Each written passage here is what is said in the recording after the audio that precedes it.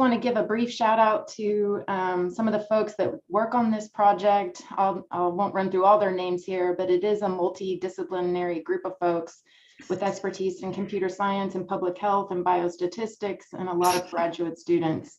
And so I just want to give a little credit there where credit's due.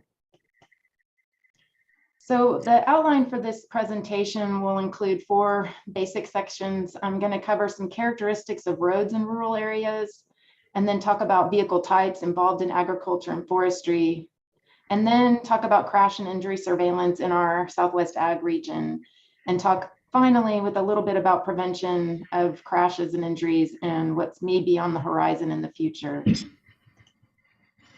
So first off, looking at characteristics of rural roadways. The fatal crash rate on rural roadways, regardless of whether or not it's an agricultural crash, is about twice the rate in rural areas as it is in urban roads. And although we have 50% of fatal crashes happening in rural areas, only about a third of vehicle miles traveled are happening on rural roadways. And this is more overall at the national level. So that's pretty considerable overrepresentation. So what makes our rural roadways more high risk? A lot of them, as you can see in this picture here, they're undivided. There's no real median here. 2-lane roadways. The lanes are narrow. The shoulders or the sides where people could maybe pull off to avoid a crash are very limited. You can have tight curves with very short sight distance, meaning you can't really see what's happening very far in front of you. Multiple local jurisdictions may govern a rural roadway, and that has implications for response, emergency response, and also maintenance issues. There may be also fewer resources, budget, and staffing to help address maintenance issues and other issues. There's a lot of physical hazards happening on rural roadways, including trees and other things on the roadside, and then of course animals that may be crossing the roadway unexpectedly.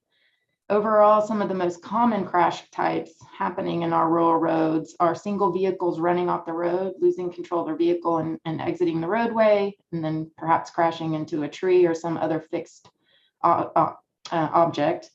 And then those can also lead to rollover. And then also our head-on crashes, which tend to be some of the most severe. Another major issue that I always like to point out in rural areas is access to care. It's harder for EMS and also law enforcement to get to a crash site in a rural area. It takes more time. And then once they're there, it's harder for EMS to transport to a trauma center, especially a level 1 or level 2, which has the best ability to deal with a very severe crash. And so the longer it takes to get to that person to care, an severely injured individual, the likelihood of survival or their ability not to have a long-term implication or effect of their injury or crash becomes a higher likelihood of long-term issues. When it comes to driving behaviors in rural areas, it's really interesting. During COVID, there were some interesting issues that became more apparent in rural as well as urban areas. But I'll first start with talking about rural-urban differences. Speed limits are higher in rural areas, and people also tend to travel faster because there's not congestion slowing them down. During the time of COVID, there was even less congestion. People were staying home and people were driving even faster. What ended up happening is during the last, at least in Texas, and I believe the surrounding states, speeding went up, so the severity of our crashes also went up. Even though the raw number of crashes actually went down, the number of fatalities did not. And so they adopted some of these increased some of these bad behaviors during COVID, and it doesn't look like they're willing to let them go now that people are kind of getting back to life as COVID is becoming less. Drinking and driving is higher in rural areas. There's a perception that they're less likely to be caught. Same thing with distracted driving is also higher in rural areas. Fatigue may also be an issue. Long stretches of roadway with very little things to look at side by side can also lead to fatigue and longer hours of driving without a break. And then finally, Click It or Ticket is one of the programs used to increase enforcement to increase seatbelt use. We also saw in COVID, for some reason, people not wearing their seatbelts. That went up for the first time in many years. And seatbelt use is also less in rural areas. There's some anecdotal evidence that people think, oh, I'm less likely to get in a crash in rural areas because there's less cars, and so less likely to buckle up. Recently, Secretary Pete Buttigieg has come out with the National Roadway Safety Strategy. This came out in January of this year, and this affects the entire nation, rural, urban. But there's a couple of things about this new plan that I think are very relevant to ag crashes. So for the first time, somebody came out at the federal level and said 0 is the only acceptable number of deaths and serious injuries on our roadways in the United States. And the federal government is starting to put a lot of funding towards this goal. And individual states are also choosing a state goal of 0. Texas also, we're not the quickest to adapt large safety strategies, but we also have adopted a goal of 0 fatalities on Texas roadways by 2050. So in support of this new national roadway safety strategy, we have in the traffic safety space approached what we call the safe system approach to these preventable events. And that means we're focusing safety efforts at ensuring safe road users, ensuring that our vehicles are safe, that we're traveling at safe speeds, that our roads are engineered to be safe, and that people are acting safely on them, and then improving post-crash care, which is having a nice front row center focus on post-crash care is really nice change to see, and I think will really improve outcomes. But why I'm mentioning all of this in this presentation is that equity is a big focus of the new National Roadway Safety Strategy. I have a public health background, so for many years we have talked about health disparities and issues related to vulnerable populations and access to healthcare. But I think for one of the first times, we're starting to see some of this conversation enter into the traffic safety space and talking about this nexus between public health and transportation safety. So now I think we're going to see, we are already seeing through some of the funding announcements, resources that are kind of targeting underserved and vulnerable populations. And for sure, many of our agricultural workers in rural areas fall into that category. So I'm hoping to see a focus on improving our rural roadways to a level that we haven't seen before in the United States, including our agricultural and logging workers.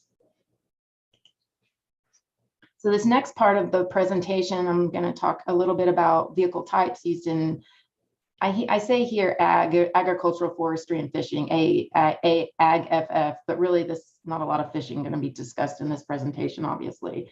So really focusing more on agriculture and forestry. So on this slide, you can see a variety of different vehicles that fall into agricultural and forestry crashes. For anything from tractors to pickup trucks to ATVs to combines to other type of harvesting equipment, and then of course logging trucks. So for farm equipment, you know, they are slow moving vehicles, and many times I live in a somewhat rural area with lots of tractors and other ag equipment on the roads. And it never fails that when there's a passenger vehicle, as shown here, trying to pass, they get very frustrated and they're more likely to lose their patience and exhibit behavior like road rage. Farm vehicles tend to be many times oversized, and some rural roadways are not really designed to accommodate their size, even if there's a shoulder. It's really hard for other vehicles to judge the speed of a slow moving vehicle, especially if it's at dusk or nighttime or early morning hours. It takes more time for those other vehicles to adjust their passing time before, especially if there's oncoming traffic. Those farm vehicles also may lack seat belts and rollover protection. And they may lack turn indicator signals like our other vehicles have. And then finally, there are young worker issues for farm vehicles. They're not designed for younger workers. And it's legal in some instances for children or teens to operate a tractor on a public roadway, provided they meet certain criteria. But these vehicles are not designed to accommodate their size. There is a requirement, and I'll talk a little bit more about be safe, be seen, and increasing your visibility, that slow-moving vehicles, agricultural vehicles, include the slow-moving vehicle placard shown here, as well as have some other things on the vehicle to improve their conspicuity, or so that other vehicles can see them on the roadway. And then changing gears a little bit, logging trucks are kind of a whole different animal. They're extremely heavy truck tractors. They tend to be, the fleet overall, much older than the average age of the truck fleet on American roadways. So they may have some maintenance issues and some other issues that may impact their crash viability. There's some barriers to totally securing the load. No two logs are the same size or same shape. And also the truck drivers may be facing barriers to accurately securing the load and getting the load to the sawmill quick enough. They may be paid on a number of trip or load basis. The workforce of logging truck drivers is aging, and there's not a lot of replacement. There's barriers for these drivers to obtain insurance. It's harder than other truck drivers. And many states, such as Louisiana, do allow special permitting for these trucks so that they can carry an even heavier load than normally allowed on the roadway. This has implications for the impact of those heavy loads on the surface of the road. It makes it so the road doesn't last as long, as well as it's harder. The heavier the truck, the harder it is to control, and the higher level of skill level of that truck driver that's required to operate it safely. So now I'm going to move into the third part of my presentation, where we're talking about the Southwest Ag Crash Project. This project is focused on crash and injury surveillance in our Southwest Center. So that's New Mexico, Texas, Oklahoma, Arkansas, and Louisiana. Many of the other ag centers in the United States also focus on this issue as well. So, and I'll mention a couple of those throughout this discussion. But if you're looking for resources, we have some, but also the other ag centers have resources as well. So when we're talking about agricultural and logging workers, in AgFF, the fatal injury rate is higher than the national average. It's about 23.1 versus 3.5 per 100 full-time equivalent workers. And transportation events are about half of these fatalities in adults, but also youth. So this is a problem. These crashes are costly in terms of fatalities, of course, loss of life, but also for non-fatal events, it can have a tremendous impact on families in the short and long term in terms of both monetary resources, but also quality of life and stress on the family. And one thing that we talk about is that these events, similar to what Pete Buttigieg said, these are preventable events. And so some folks that work in this space shy away from calling them accidents because the word accident kind of implies it's not preventable or couldn't be avoided. So we tend to talk about just crashes and injuries. When we talk about logging and agricultural workers, there's really limited data on non-fatal events, even when they're severe. For a variety of reasons, small farms may be exempt from reporting. Also, if you're working in agriculture, it's a family farm. Maybe you can't really stop to take care of an injury until later. Maybe you're not going to take more than 4 hours of time or really seek treatment to meet some of the reporting standards at the national level. So we, in the last funding cycle, we established the Southwest Ag Crash Surveillance System to design to address some of these issues through the use of state crash records, kind of assessing how can we use crash records that are filled out by law enforcement officers to supplement our traditional injury surveillance systems that address ag and forestry workers. And like I mentioned, our system covers Arkansas, Louisiana, New Mexico, Oklahoma, and Texas. And what we did was integrated the crash records for our region. So now I'm going to focus a little bit in terms of this project with the agriculturally related crashes. So nationally, we have over 2 million farms in our country, and Texas is among the states with the largest number. It certainly has the largest number in our region with over 284,000. And in our region, accounts for over 20% of the nation's farms. So we've got a good amount of farm vehicles traveling on our public roadways. When I first started this project, some of the folks in transportation safety looked at me like I was crazy. Why are you going to look at farm vehicles? They don't drive on the public roadway. And I said, oh, I think they do. If you look at some of the surveillance fatality data, I think they do. And so there was some education that I needed to do on the transportation safety side. Now I'm going to present some data from our system. These are from 2010 to 2018, and they're being currently updated with new data, and also looking at, okay, how did these data compare with what was happening during COVID? Because as I mentioned before, we thought COVID was going to mean fewer crashes, fewer injuries, and fewer deaths. And that's not what is happening, at least in Texas, where we've done the most comparison so far. Like I said, we saw just as many deaths on our roadways as we did before COVID. So from 2010 to 2018, we saw nearly 4,800 crashes occurring in our region that involved farm equipment. And of these, about 37% we think resulted in an injury. So let me back up a minute and say these data are based on crash records. So this has not been validated by a clinician. The law enforcement officer, when they complete the crash report, they rate the crash and each individual involved in the crash. They rate their injury severity with what they're able to see at the time. And they do this using something called CADCO, where K is a fatality, A is a suspected serious injury, B is a non-incapacitating injury, C is a possible injury, and O is property damage only. So these data group all the severity levels for an injury or possible injury versus property damage only.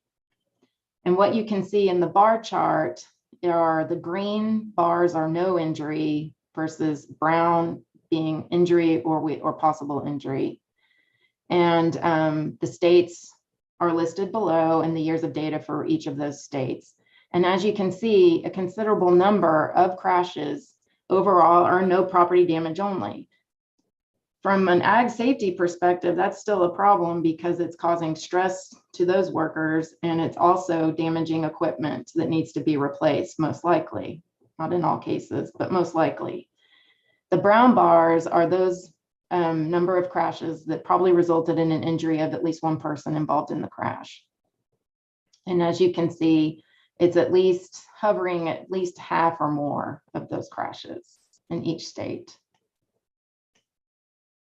This graph is showing you, okay, what percentage of drivers were injured by whether they were the ag driver or the other driver. And as you can see for our farm vehicle drivers, the green bar is our ag driver, the brown bar is other. Of course, the majority, thank goodness, are not injured. And then, as you can see, it's more likely here, the other driver, a higher percentage of the other driver was injured compared to the ag driver, which was somewhat surprising for me. Here you can see the distribution or concentration of crashes at the county level for our region, of those crashes involving farm vehicles.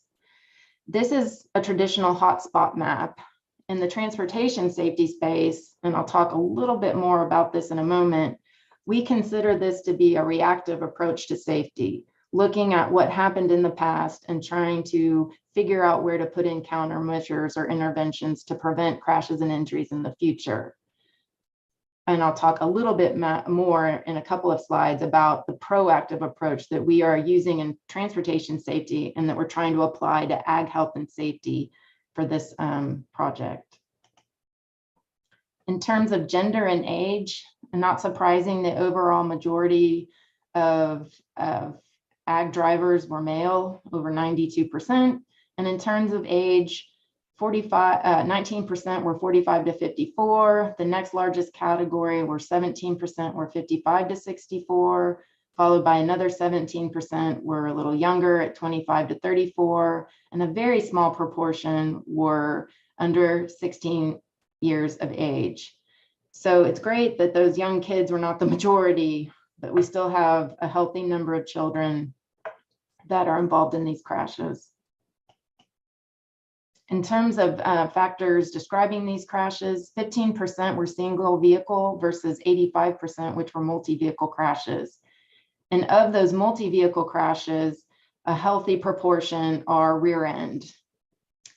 Of the multi-vehicle crashes, about a third are intersection related.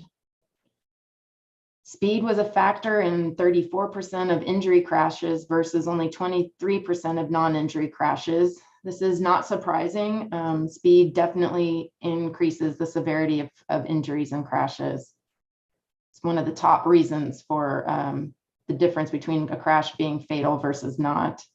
And then 26% of farm equipment drivers involved in crashes were not wearing a seatbelt compared to 4% of other drivers. Again, it's not terribly surprising because some of these vehicles do not have seatbelts.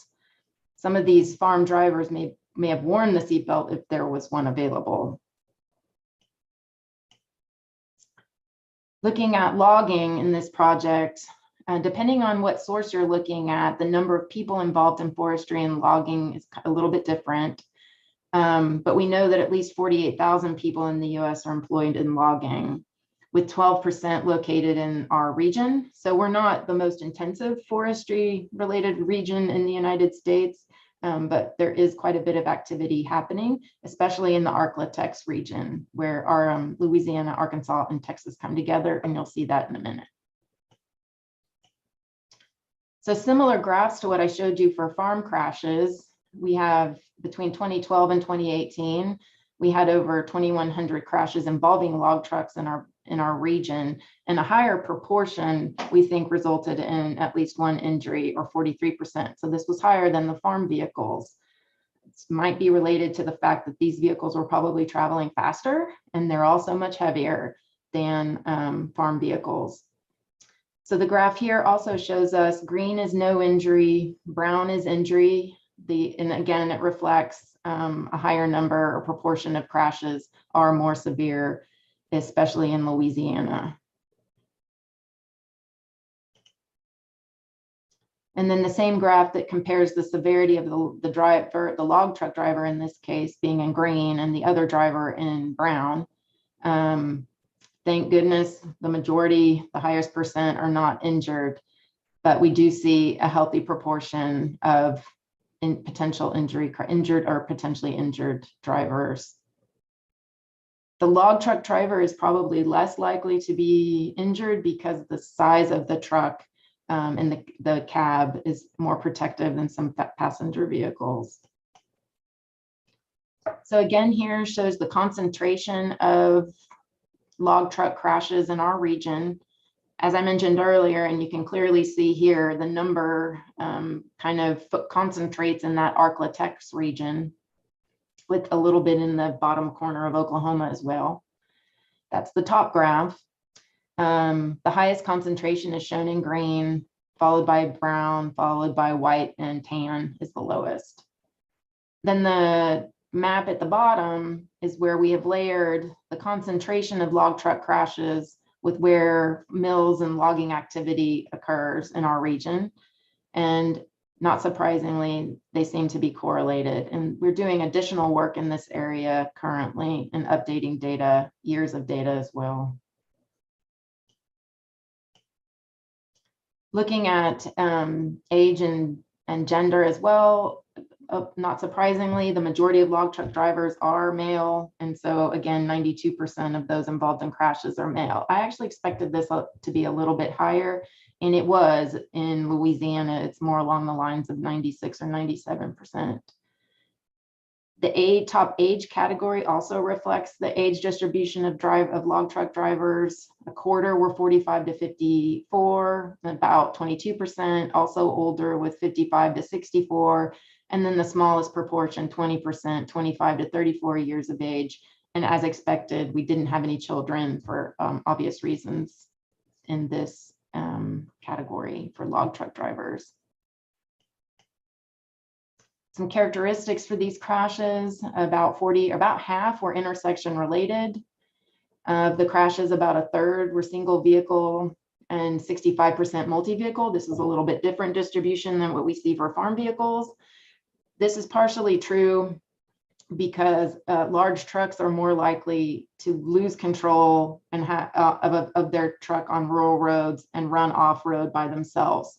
Once one of the tires leaves the edge of the road, it is much, much harder for a large truck to get back and recover from that type of situation than it is a passenger vehicle because of the weight and the physics of a large truck.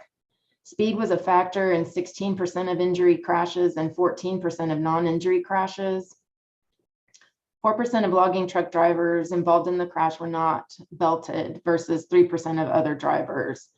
I think the proportion of logging truck drivers not wearing the belt being lower than farm is because all logging trucks should have seatbelts.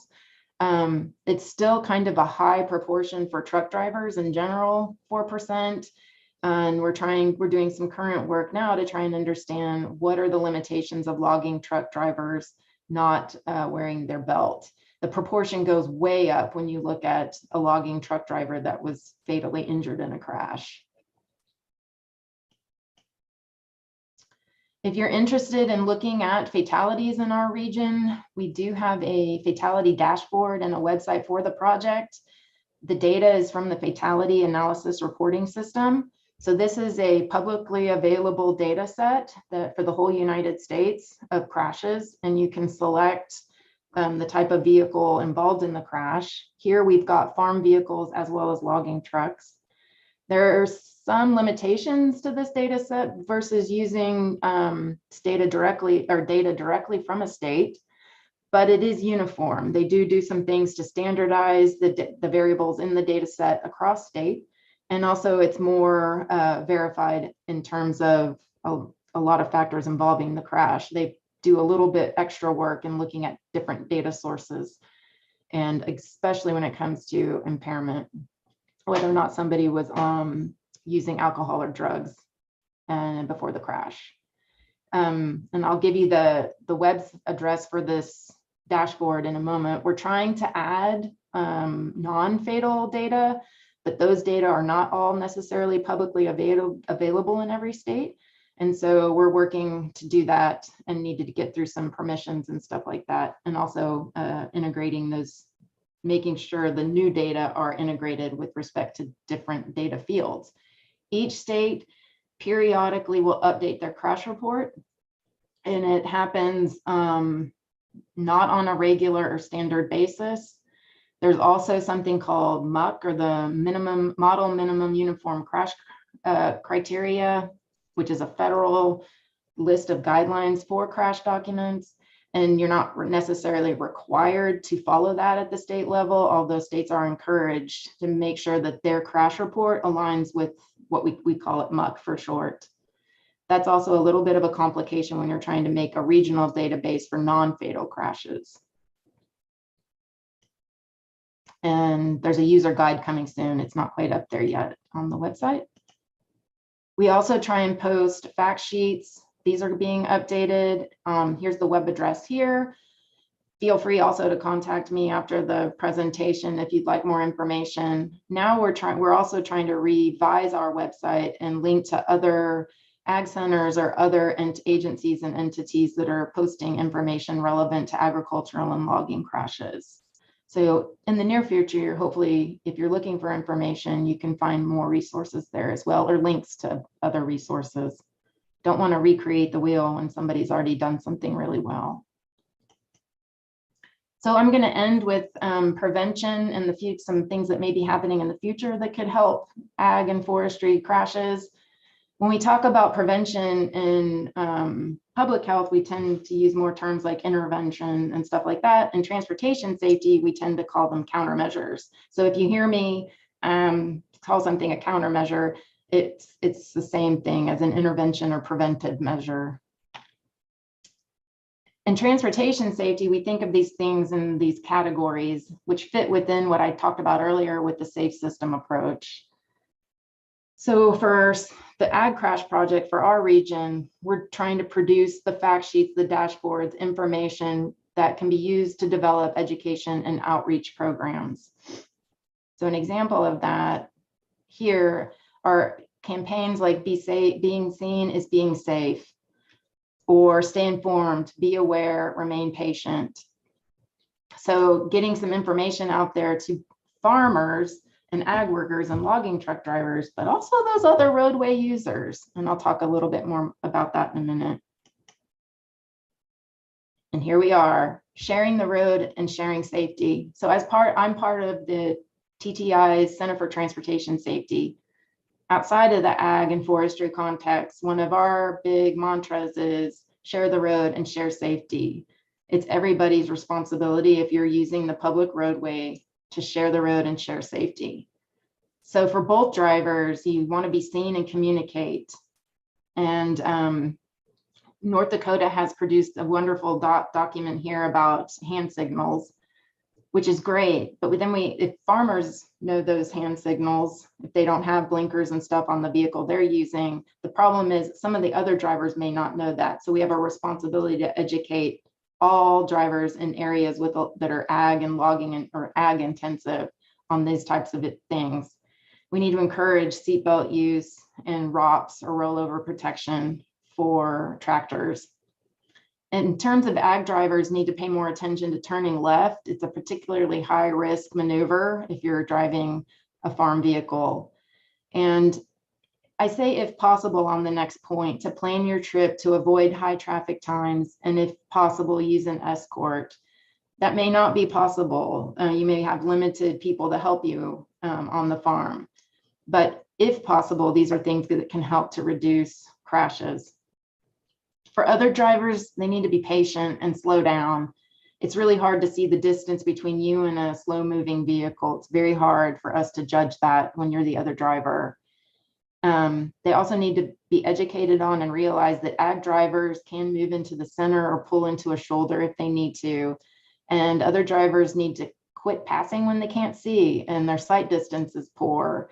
Passing on a curve or a hill is particularly risky. Another type of what we're also moving into, I mentioned earlier, reactive versus proactive approaches to roadway safety. One thing that we've done a lot with trucks, in particular in my group, is identifying roadways that are particularly maybe have characteristics that make them more likely to involve a crash or highly fatal or serious injury crash. And we use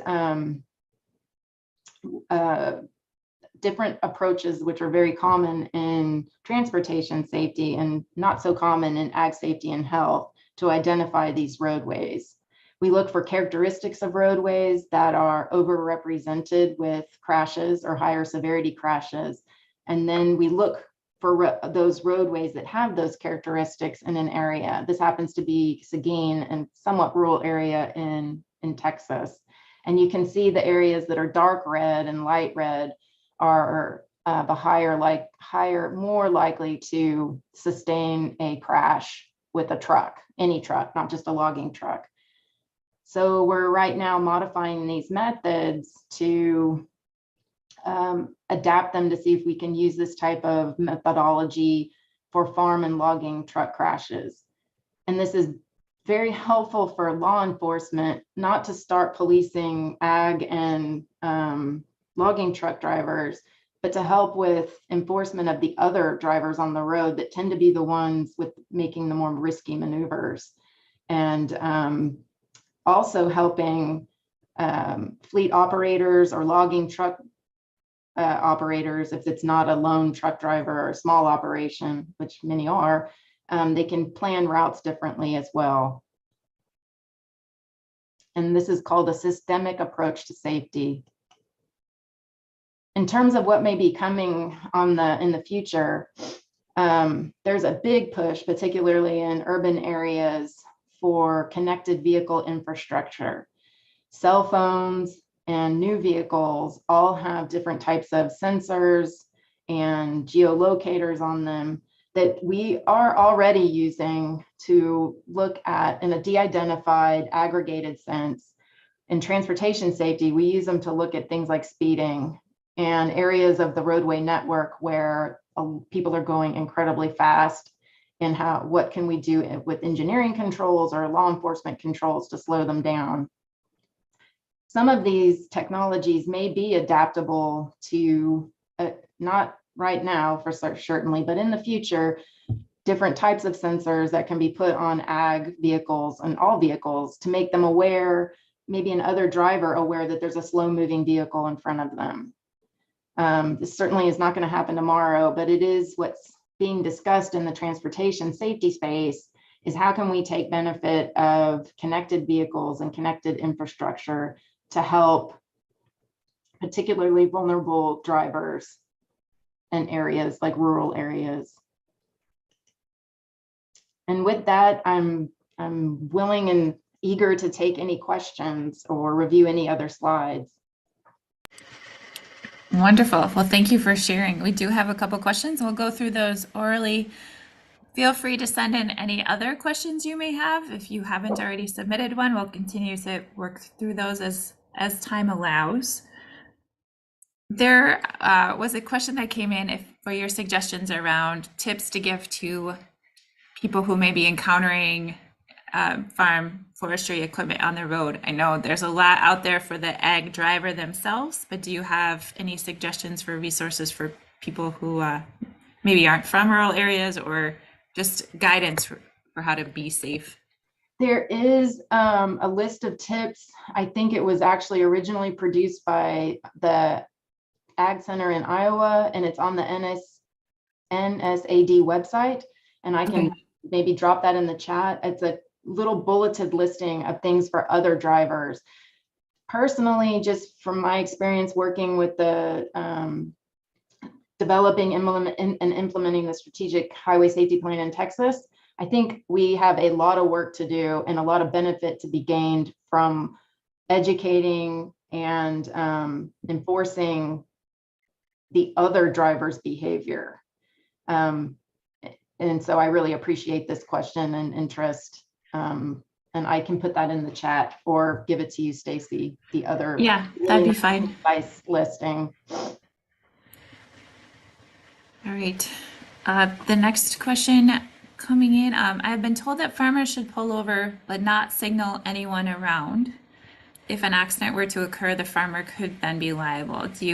Is that true? What are your thoughts on how to navigate that scenario? What state is this one coming from? It might vary a lot state by state. I know this person to be from Illinois.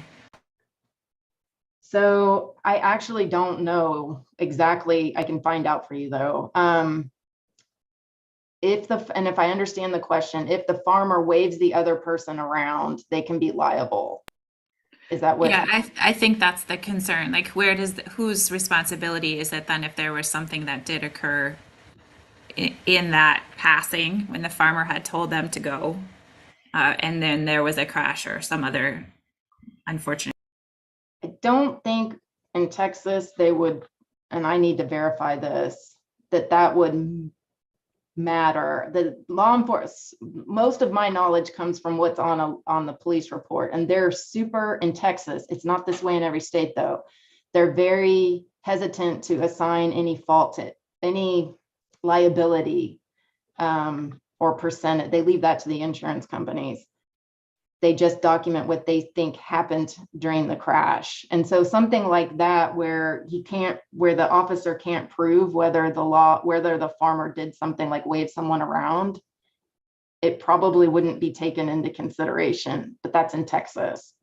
I would need to verify that for another state. There are lots of factors, I'm sure, Yeah. that would go into determining liability there. What was your method of collecting the data from law enforcement, and were they receptive to sharing the information? Oh, good. I should have clarified. So each state, when a crash happens, yeah, this is a great question. Each state, when a crash happens, the law enforcement responds, and if it meets that state's reporting criteria, usually it's some kind of monetary value to the property amount of property damage. In Texas, it's $1,000, or if an injury occurred, then they must complete that state's crash report. Then that crash report in most, if not all states now, is electronically, for the most part, submitted to a central location. And then some data scrubbing happens. In Texas, it's the Texas Department of Transportation. It lives in slightly different areas in different states, but it's definitely at the state agency level. Some data management happens there, and then most states create a couple of data sets, usually a public file that they will allow release of to researchers and other entities. Sometimes they'll post some things just for free download on their website. And then there's usually a non-public file that requires some data use agreements and other stipulations for release of those data. And those data usually have personal identifiers in them. That's why they're more protective, of course, thank goodness. So one thing that's an advance, so we don't have to go to each law enforcement agency, which is great in Texas because it's not centralized really, but the crash system is. And it's, I think, that way in every state. So we don't have to get permission from them specifically. We do have to get permission from them. We're starting to look at citation records and stuff like that.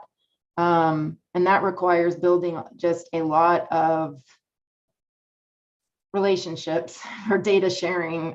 It's all about them trusting you. And even when there's a data use agreement in place, building that rapport that you're not going to do something horrible with these data.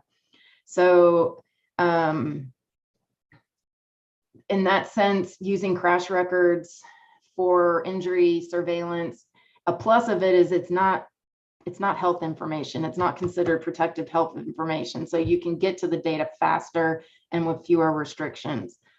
The negative side of that is you're not getting a diagnosis from a clinician if there's an injury, and you may or may not have information on the type of injury it is or the body part affected. Some states do actively try and link crash records with trauma records so that you can get that information. But it is not something that every state in the United States does. And some states are really have been doing it for a while. They started doing it many years ago under a program called CODES with federal funding, and they've continued along those lines, and some states haven't.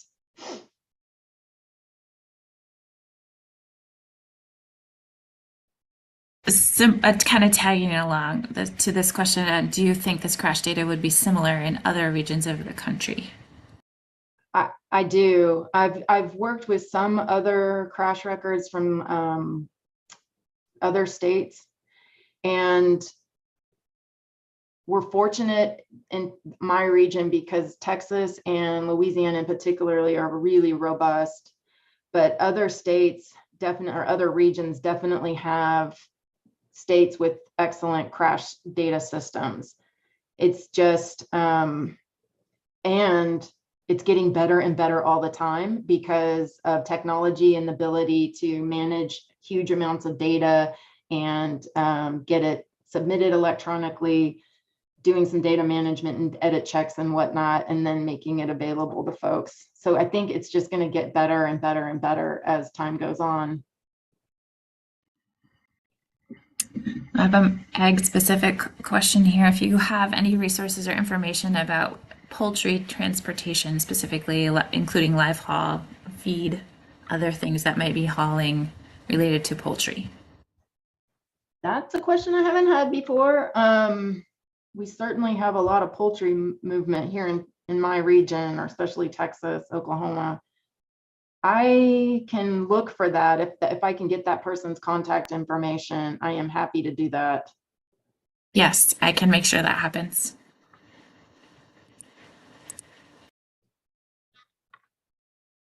And then there's a question about the data also, that the information listed for Arkansas was from a different date than the other states. Can you talk about that a little bit? Yeah, Arkansas was harder to get data from, partially, and we're working, my immediate boss, the center director, is working to get an update for Arkansas. At the time that we made the request, it was just harder to get data from Arkansas. Some states are very used to sharing and releasing data, and they have it easily available. Some of them, we have really strong partnerships. They know who we are. And so it was a matter of not having as strong of a relationship with Arkansas, not for any other reason that something's wrong with Arkansas or anything like that.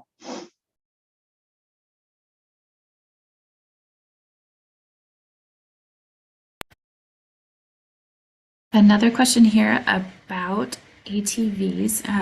I will toss out that we do have a webinar this afternoon at 2 o'clock that it focuses specifically on ATVs and UTVs.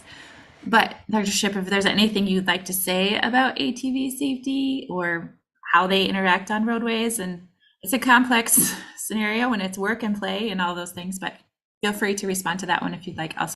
Yeah, so we, as part of the Swag Crash project, we're going to be able to look at ATVs more.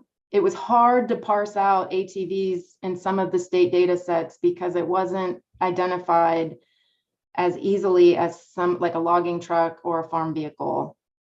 And so, but now states continually are adding vehicle types to their choices that the law enforcement can choose as in the pre-coded categories.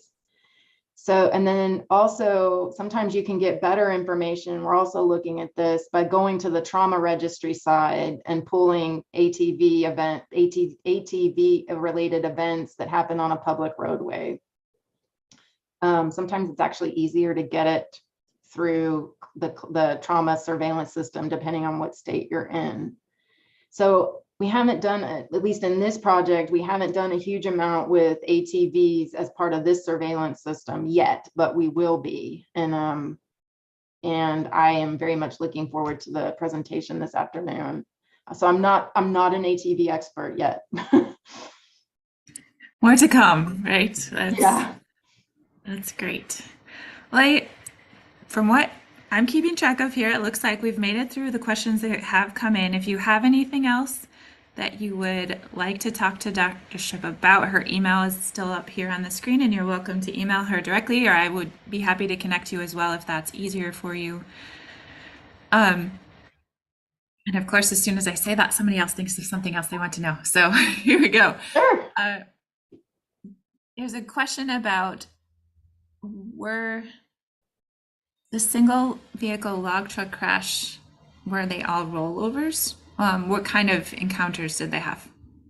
No, they were not all rollovers. sometimes they can recover and not actually roll, but a lot of them, and I'm speaking broadly here, and I can get you more information for sure. I will say, if anyone wants to talk more, please reach out to me. I do have a passion for improving data quality and helping with data sources. That's one hat that I wear in addition to doing ag and logging related research. So even if it has nothing to do with ag and logging and you want help with how to integrate data sources or something like this, please also reach out. But in terms of the logging truck rollovers, most often there's a faulty, what we call faulty evasive action. Something has probably happened on the roadway, and probably another, unfortunately, another road user maybe cut the log truck driver off. They make an evasive move and it's not successful and they run off the road and are able to not roll over. So it's not a given if they run off the road that they're going to roll. Thank goodness.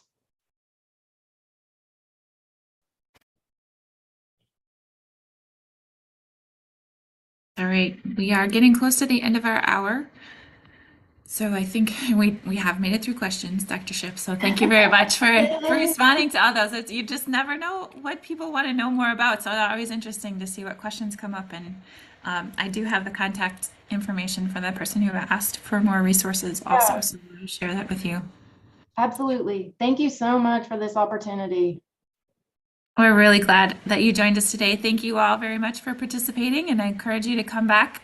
We'll be back at 2 o'clock today and at 12 and 2 Central Time all week long. Thanks for joining in, everyone. Enjoy the rest of your day. Bye.